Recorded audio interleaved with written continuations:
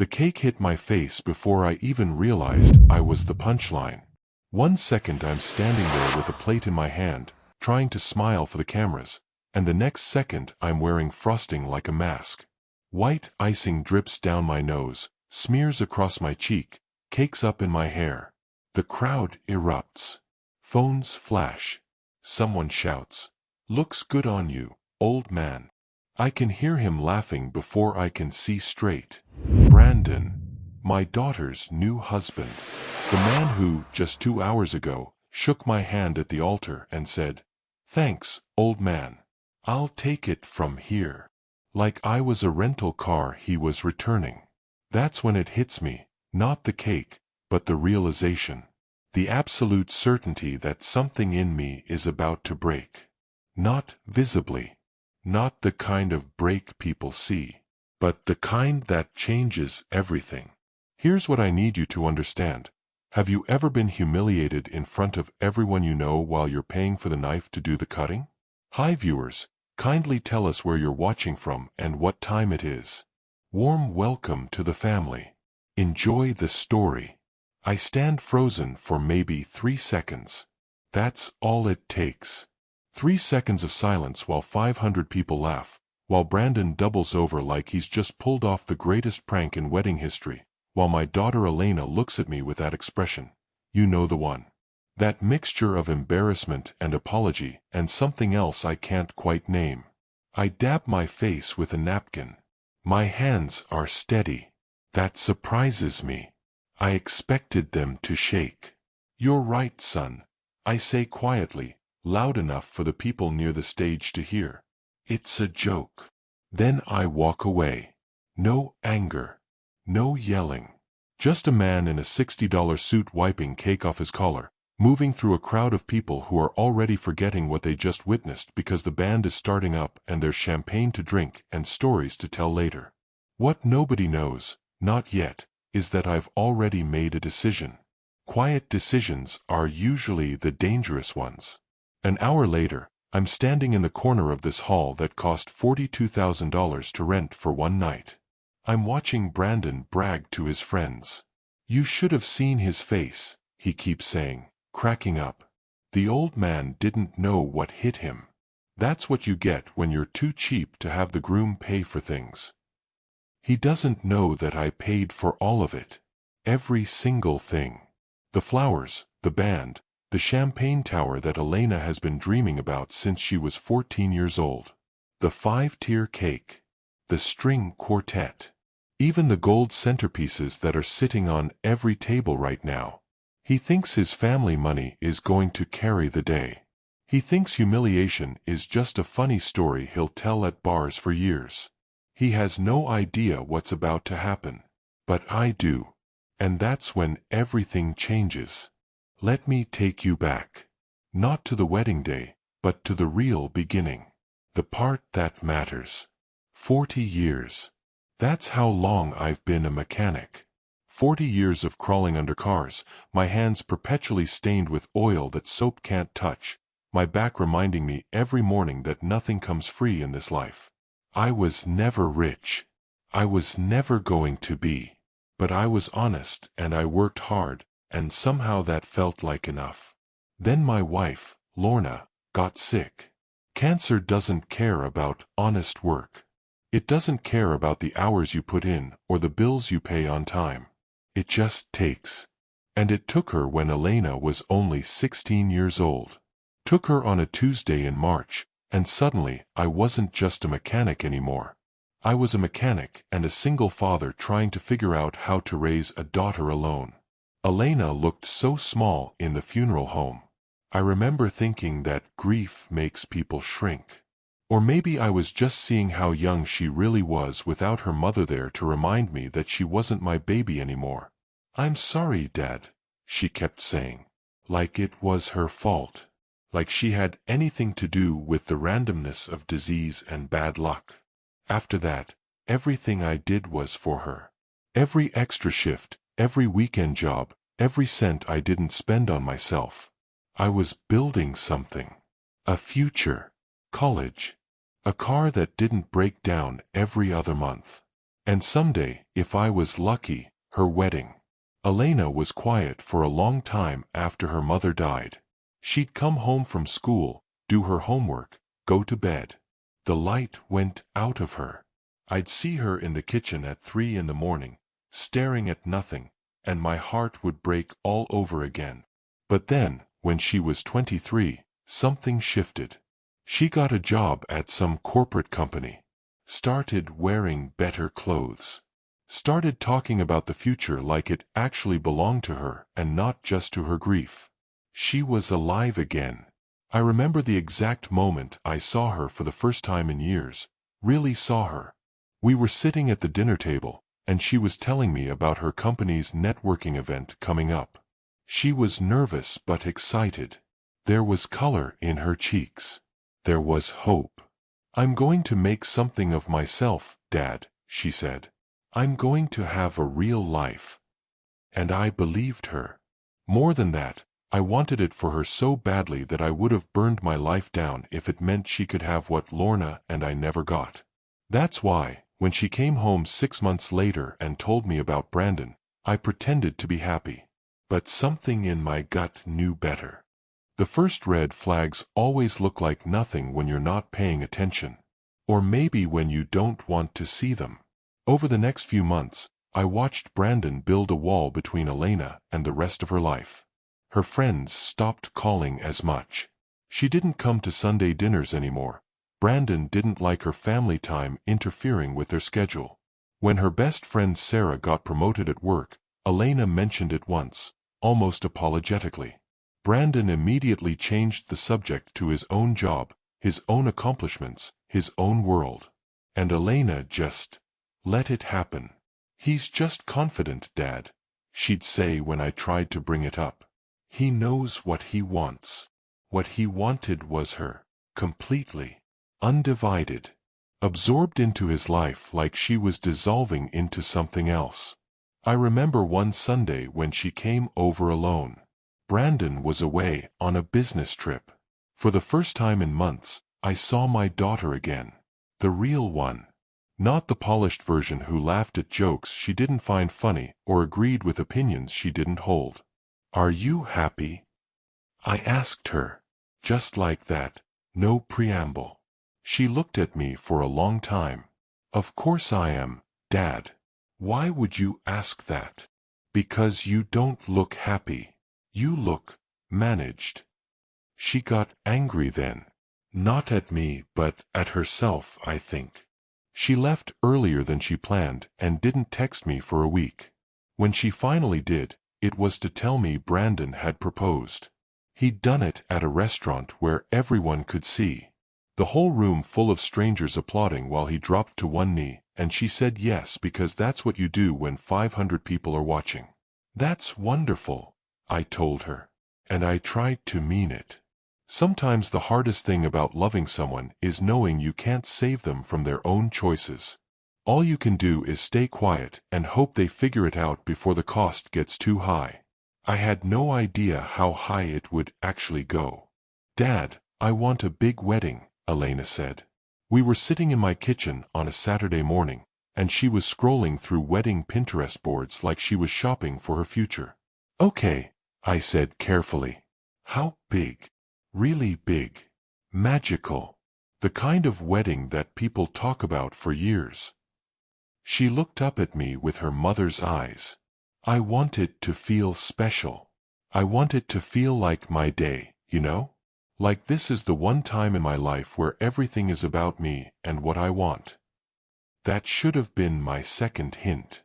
The fact that she was already so desperate for the day to be about her told me everything about what she was losing in the present.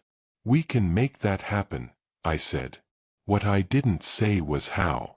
What I didn't tell her was that I'd been saving money for her wedding since she was born. Lorna and I had promised each other that no matter what happened, our daughter would have the day that we never got. That promise didn't die with Lorna. If anything, it got stronger. I sat down with a calculator that night and did the math. Between my savings and my retirement fund, I had about $35,000. For most people, that's a wedding. For what Elena wanted, it was just the starting point. I started picking up extra shifts at the shop. Saturday mornings that used to be mine. Late nights when my back was already screaming. I picked up side jobs, tune-ups for people in the neighborhood, break jobs under the table for cash. My hands worked double time. My knees complained. My back reminded me every morning that I'm not as young as I used to be. But every dollar went into a separate account. Every single one. I never told Elena. I signed the contracts in my name. The venue knew it was me paying. The caterer knew.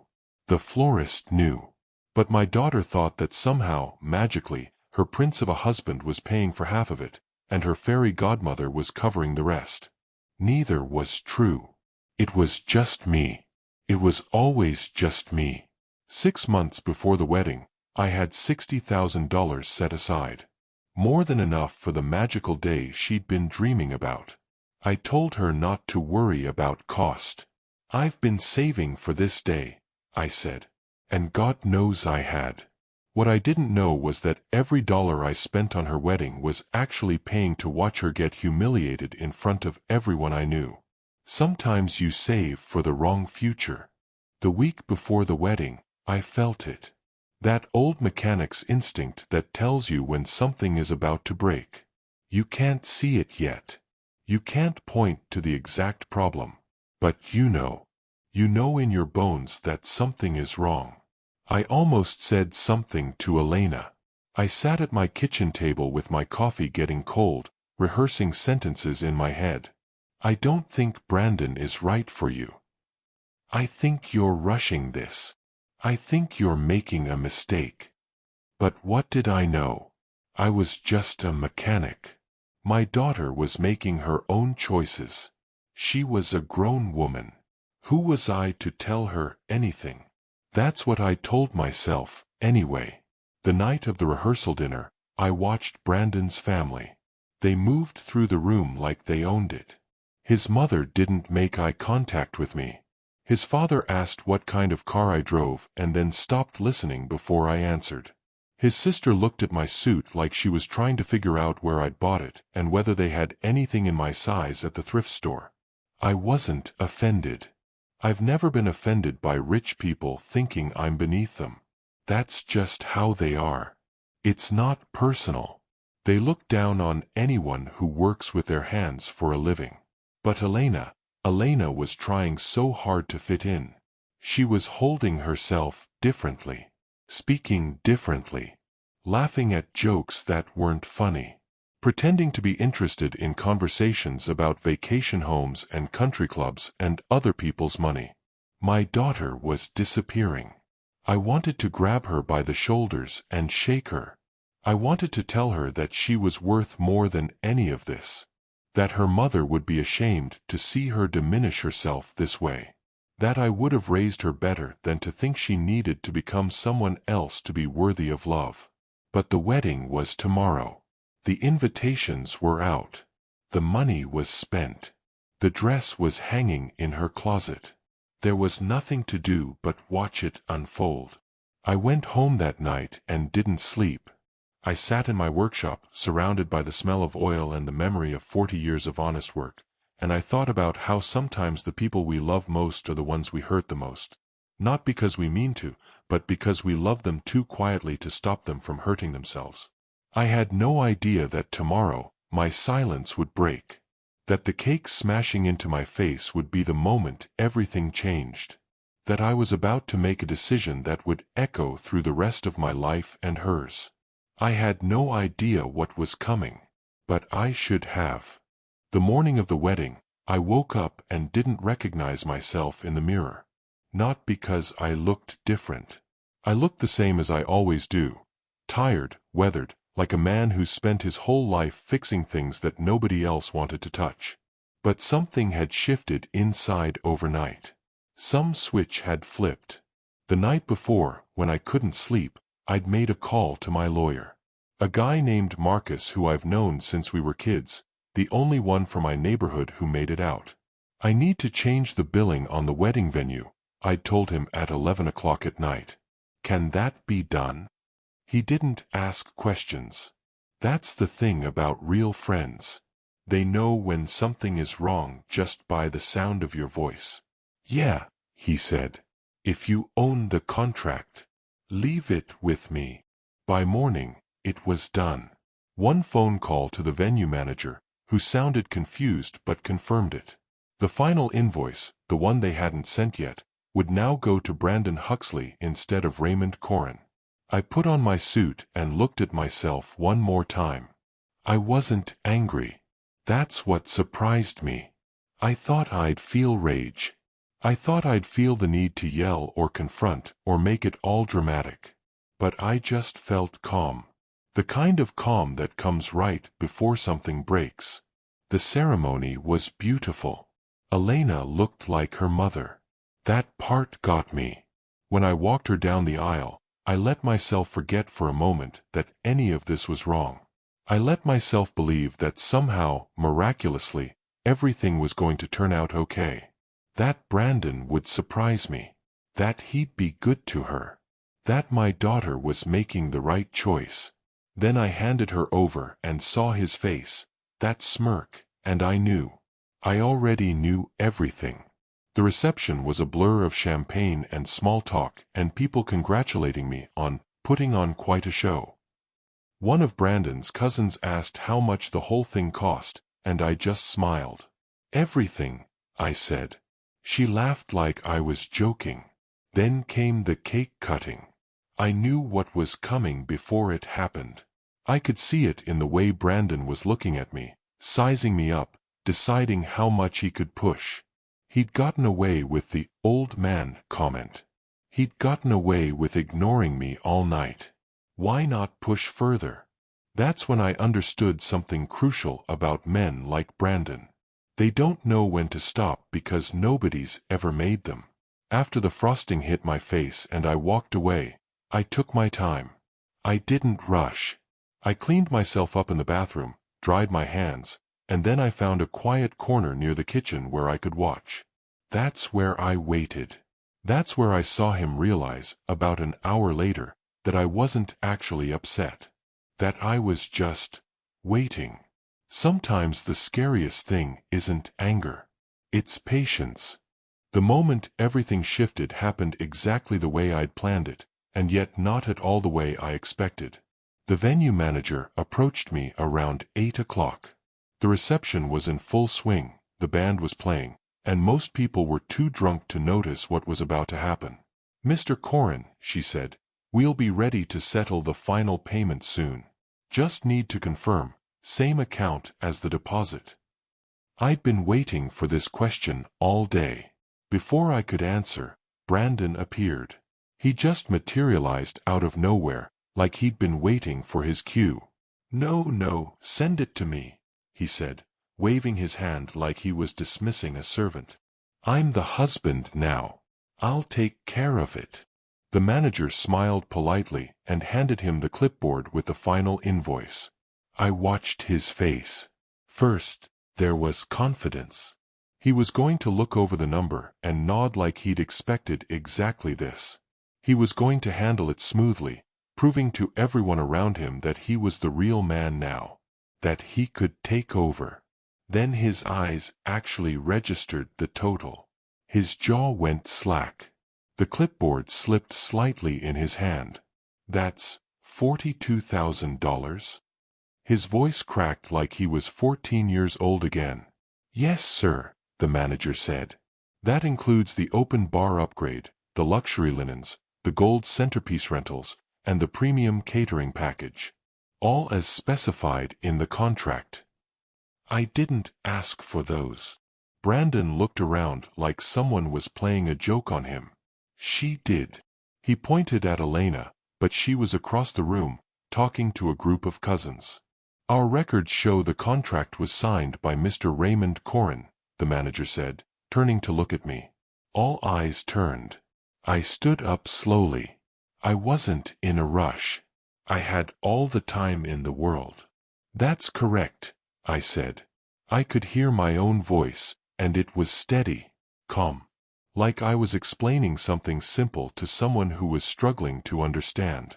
That bill is in my name because I paid for this entire wedding. The venue, the catering, the band, the flowers, the cake, all of it. Brandon's face went white. You can't. But I also called the venue this morning and asked them to transfer the final billing responsibility to you. Everything that happens after today is your problem. The manager nodded. That's correct. As of this morning, Mr. Huxley is now responsible for the outstanding balance. The hall had gone quiet. People stopped dancing. Phones came out. I could see someone recording. Brandon's father pushed through the crowd. His mother's hand flew to her mouth. This is ridiculous, Brandon's father said. We'll sue. You'll what? I said. Read the contract. It's airtight. Everything my daughter wanted, she got. Now she's married. The bill came with the marriage. Brandon was looking at the number like it was going to change. Like if he stared at it long enough, it might transform into something less devastating. I can't pay this, he whispered. I stepped closer. Everyone was watching now. That's the thing about jokes, I said quietly, so only he could hear, but everyone leaned in anyway. They're only funny when the punchline doesn't cost you anything. You decided to make me the punchline today. Now you're the punchline. And the bill is the punchline's bill. Then I turned and walked toward the exit. Behind me, I could hear the panic starting. Brandon's mother asking if they had enough in their account. His father on his phone, calling someone. Elena asking what was happening. I didn't look back. A week later, my phone rang. It was Elena. She was crying so hard she could barely speak. Dad, she said, the venue won't let us leave until the bill is paid. And Brandon said his family would cover it, but then his dad's check bounced, and now they're threatening to take us to court, and Dad, I don't understand what you did. I listened to her cry for a moment before I answered. Where are you? I asked. I'm at Mom's. Brandon's mom's. She's furious. They're saying you trapped us. They're saying you did this to humiliate them. No, I said. I did it to humiliate him. There was silence on the other end. But why? Elena's voice was small now, like she was 7 years old again, asking me why her mother had to get sick. I didn't answer right away. The truth was complicated, and I didn't know if she was ready to hear it. Because someone needed to make sure he understood that there are consequences for treating people like they don't matter, I finally said. And because you needed to see what happens when you marry someone who's only thinking about himself. I don't understand, Dad. We're married now. We're supposed to be a team. And now he's furious with me.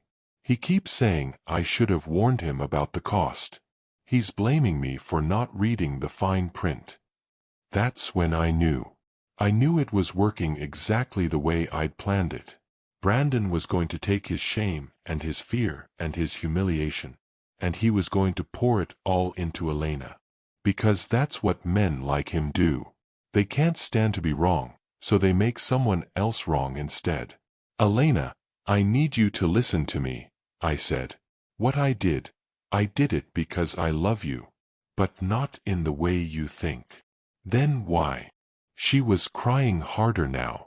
Because sometimes people need to see their choices clearly before they can change them. Brandon showed you who he is today. Not at the cake. That was just the moment you couldn't ignore it anymore. But who he really is was always there. You just didn't want to see it. So what am I supposed to do? I'm married to him, Dad. The wedding's over. He's my husband. I took a breath. That's between you and your conscience, I said. But I'll tell you this, I didn't spend 40 years working with my hands to build a life for you just so you could give it away to someone who doesn't respect you. Your mother didn't die so you could disappear into someone else's shadow. after that, she hung up. I didn't hear from her for 2 weeks. Elena came to my house on a Tuesday evening. She looked like she hadn't slept in days. "Why did you do that?" she asked, not even bothering with hello. We sat at my kitchen table, the same table where Lorna and I used to plan our future, where I'd watched Elena grow up, where I'd tried so hard to be both parents to her. "Tell me what happened," I said. "Brandon, he kept saying it was my fault. He said I should have read the contract more carefully. He said I was irresponsible. He said I wasn't a good wife because I didn't protect him." Her voice shook. "And you know what the worst part is? For about a day, I believed him. I thought maybe you were wrong about him. Maybe he was just scared and lashing out. But then what? Then his mother came into my room one morning and told me they were filing for bankruptcy. Not because of the wedding bill, but because it turned out Brandon had been spending money they didn't have for months. The wedding bill was just what exposed it." Elena looked at me with red eyes. "He's been lying the whole time, Dad. About having money. About being successful. About everything. I didn't say I told you so. I just waited. He asked me to call you. To ask you to forgive the debt. To say that if you did, he'd prove he was a better person." "What did you tell him?" "I told him no." Elena's voice got stronger. "I told him that my dad doesn't owe him anything. That my dad already gave enough. And then I packed a bag and I left." I reached across the table and took her hand. It was the first time she'd let me touch her in months. "I'm not saying I did the right thing," I told her. "I'm not even sure anymore if revenge is ever right. But I knew you wouldn't see how lost you were getting until something forced you to look in the mirror. And sometimes, that mirror has to be expensive and embarrassing and painful." Elena cried. This time, I cried too. "I'm sorry I didn't listen to you," she said. "I'm sorry I didn't say it louder," I answered. That night, she slept in her childhood bedroom. I made her breakfast in the morning. We didn't talk about Brandon. We didn't talk about the wedding or the money or any of it. We just sat together, and I let her remember that she was still my daughter. That she'd always been enough. That's when I understood what I'd actually done. It wasn't revenge. It was a wake-up call. And sometimes those cost money. 6 months later, Elena moved back into her own place. Not with Brandon. They're separated now, headed for divorce. She's got a good job. She's talking to her friends again. There's light in her eyes that had started to fade. The legal stuff is still happening. Brandon and his family tried to fight the debt, but my lawyer was right. The contracts were airtight. They ended up settling, which means they paid most of it. The bankruptcy went through anyway. His family's reputation took a hit in their circles, from what I hear. I don't feel victorious about that. The truth is, I don't feel much of anything about it anymore. What I feel is the ache in my back when I work too long. The satisfaction of fixing an engine that people said couldn't be fixed. The quiet moments with my daughter when we sit on my porch and don't say anything important because we don't have to. I think about Lorna a lot. I wonder if she would have done things differently. I wonder if she would have let Elena make her mistakes without trying to stop them, or if she would have fought like I did. I'll never know. What I do know is this: respect isn't something you buy with money or cake or champagne towers. It's something you earn through how you treat people. And humiliation, real humiliation, isn't about cake or public embarrassment. It's about understanding, finally, that your actions have consequences. Brandon learned that the hard way. Elena learned that people who love you will sometimes do painful things to save you from yourself. And me. I learned that sometimes staying quiet isn't strength. Sometimes it's just quiet. And sometimes the only way to break through to someone you love is to let them hit bottom and feel the impact. I still have my shop. I still fix cars that people bring me. My hands are still stained with oil. My back still aches. Nothing's really changed on the outside. But everything's different now. If you've made it this far in my story, then you know something most people don't, that revenge dressed up as love is still revenge. That humiliation can be a teacher if you're willing to listen. That sometimes the hardest thing a father can do is step back and let his daughter learn who she really is. Elena's in therapy now. She's taking her time. She's not rushing into anything. And sometimes, on Sunday mornings, she comes over and we have breakfast together, and it feels like we're healing. That's not a victory. That's just life. That's just a father and daughter trying to find their way back to each other after getting lost. And that's worth more than any cake or wedding or moment of public revenge could ever cost. If this story has spoken to you, if you've ever loved someone enough to let them fail, if you understand that sometimes silence is louder than screaming, then I ask you to do something. Subscribe to this channel. Turn on your notifications so you don't miss the stories that matter. The stories about real people learning real lessons. Stories about love that isn't easy. Stories about families fighting to stay whole. And please, share your thoughts in the comments. Tell us your story. Tell us about a time when someone you loved had to learn the hard way. Tell us about your own wake-up call. Because that's how we heal. That's how we help each other understand that we're not alone in our pain. Thank you for listening. Thank you for being part of this family. I'll see you in the next story.